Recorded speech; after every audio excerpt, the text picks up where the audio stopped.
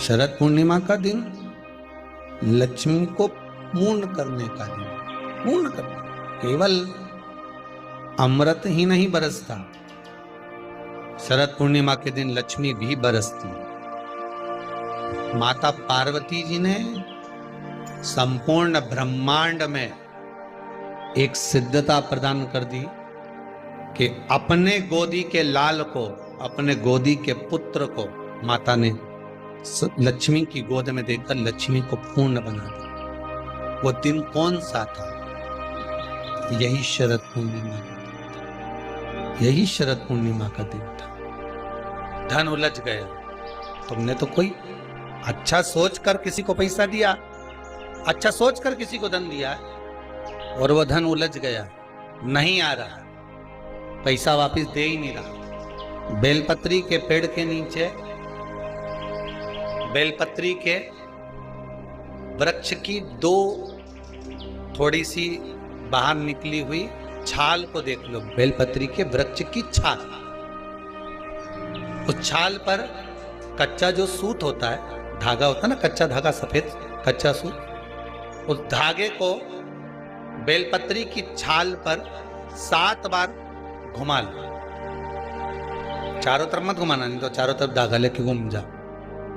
बेलपत्री का जो वृक्ष होता है, उस वृक्ष की छाल पर 7 बार घुमा लीजिए। ये केवल शरद पूर्णिमा का ही उपाय है, इसके बाद नहीं करना है, केवल एक ही दिन होगा।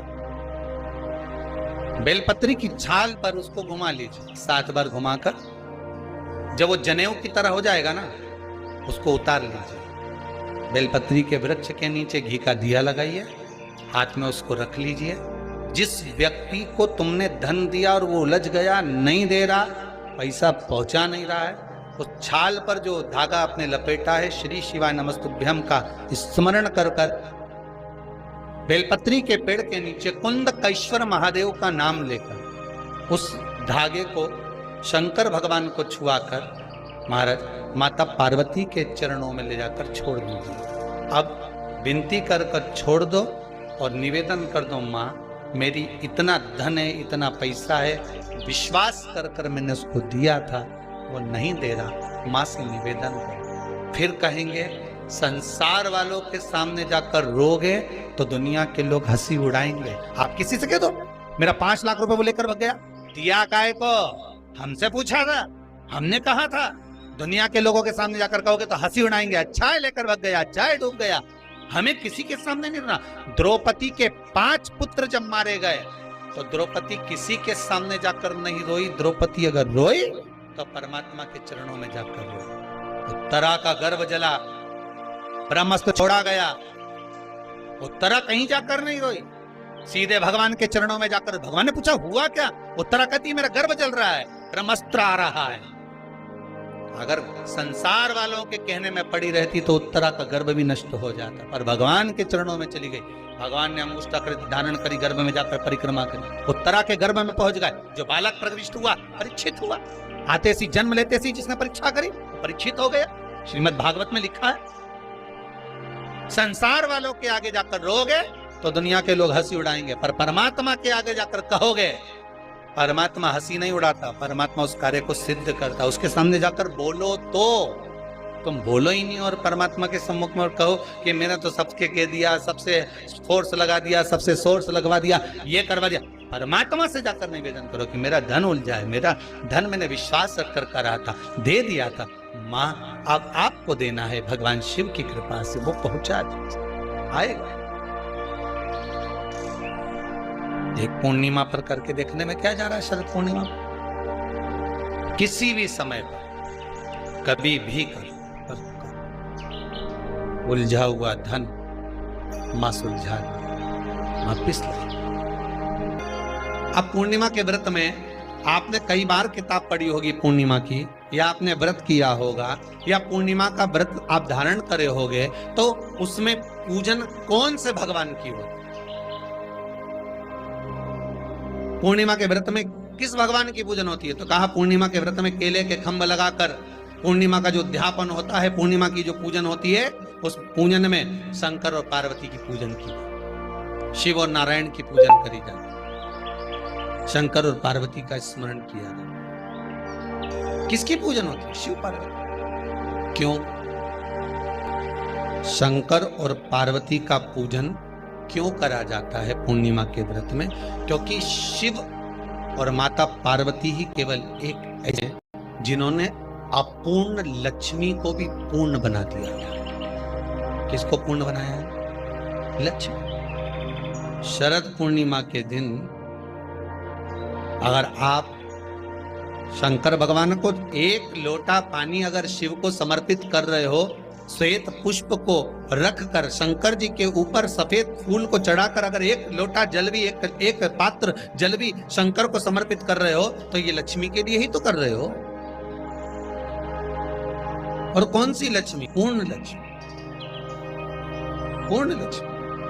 आपको पहले भी कथा में कहा, एक बार भगवान विष्णु के सामने लक्ष्मी मैया ने बहुत तेज स्वर में कह दिया था, नारायण, दुनिया के लोग आपका नाम जपते हैं, दुनिया के लोग नारायण नारायण कहते हैं, दुनिया के लोग आपका भजन करते हैं, पर सत्य मायने में कहूं ना तो मेरे बिना दुनिया के लोगों की नहीं चल सकती। मेरे बिना दुनिया नहीं चल सकती, संसार मेरे बिना नहीं चल सकता। भगवान विष्णु ने कहा, ये तो गलत है लक्ष्मी आपका कहना। एक दिन लक्ष्मी को अहंकार आ गया। अहंकार के संबोधन जब माता लक्ष्मी करने लगी तो भगवान उसी समय पर भगवान विष्णु को क्रोध आ गया और भगवान विष्णु ने कह दिया, लक्ष्मी तू इतनी बड़ी बड़ी बात कहती है कि तेरे बिना नहीं रह सकती संसार। मैं तुझे कहता हूं लक्ष्मी, तू अपूर्ण है। तू अपूर्ण है, तू पूर्ण कब हो गई? तेरी पूर्णता कहां हो गई? लक्ष्मी की आंख से आंसू बहने लगे। आज आपने मुझे अपूर्ण कहा। आपको मालूम है आप मुझे अपूर्ण कर रहे हो? आपको ये ज्ञात हो रहा है आप मुझे अपूर्ण कर रहे हो?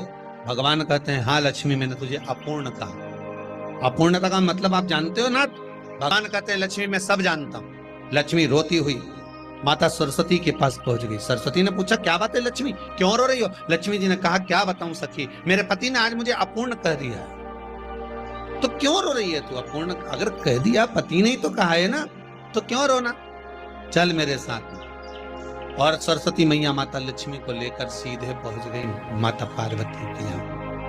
माता पार्वती के यहाँ माता पार्वती जी ने लक्ष्मी जी को देखा और सरस्वती को देखा तो पूछा कि बात क्या है, क्या हो गया ऐसा, क्या हुआ, क्या है ऐसा जो तुम दोनों आज मेरे पास में आई? क्या हुआ?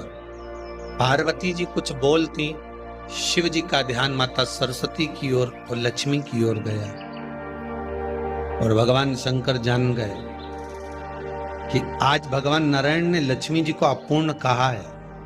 अब देखें माता पार्वती क्या कर सकती है, इसको पूर्ण बनाने के लिए करेगी क्या? क्या हुआ? माता सरस्वती जी बोली, लक्ष्मी को अपूर्ण कर दिया। अपूर्ण कर दिया? हाँ, तो क्या सोचना उसके लिए, इसको मैं अभी पूर्ण बना देती हूँ। माता जगतजननी पार्वती ने गोदी में विराजमान गणेश जी को उठाया और उठाकर लक्ष्मी जी की गोद में दे दिया। ले लक्ष्मी, आज से तू पूर्ण हो गई। लक्ष्मी, आज से तू पूर्ण। गोदी में जब तक संतान नहीं है तो नारी को लोग अपूर्ण समझते हैं। और माता पार्वती जी ने संपूर्ण ब्रह्मांड में एक सिद्धता प्रदान कर दी कि अपने गोदी के लाल को, अपने गोदी के पुत्र को माता ने लक्ष्मी की गोद में देकर लक्ष्मी को पूर्ण बना। वो दिन कौन सा था? यही शरद पूर्णिमा। कौन सा दिन? आवाज पकड़ ली। यही शरद पूर्णिमा का दिन था। शरद पूर्णिमा का दिन लक्ष्मी को पूर्ण करने का दिन। पूर्ण करने, केवल अमृत ही नहीं बरसता, शरद पूर्णिमा के दिन लक्ष्मी भी बरसती।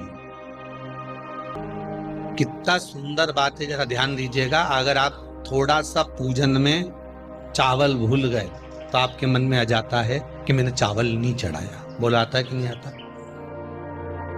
शास्त्र कहता है, अग्नि पुराण में स्पष्ट किया गया, कितना भी पूजन का सामान बाजार से लिया और कितनी भी अच्छी पूजन की थाली जमा लो, अच्छे से अच्छा विद्वान भी पूजन की संपूर्ण सामग्री पूजन की थाली में रख ले, विद्वान से विद्वान ब्राह्मण जन हो, चाहे पूजन करने वाला एक साधारण सा मानव क्यों ना हो, वो पूजन की थाली में संपूर्ण सामग्री जमा ले, तो भी पूजन की सामग्री में पूजन करते समय कुछ ना कुछ रह ही जाता।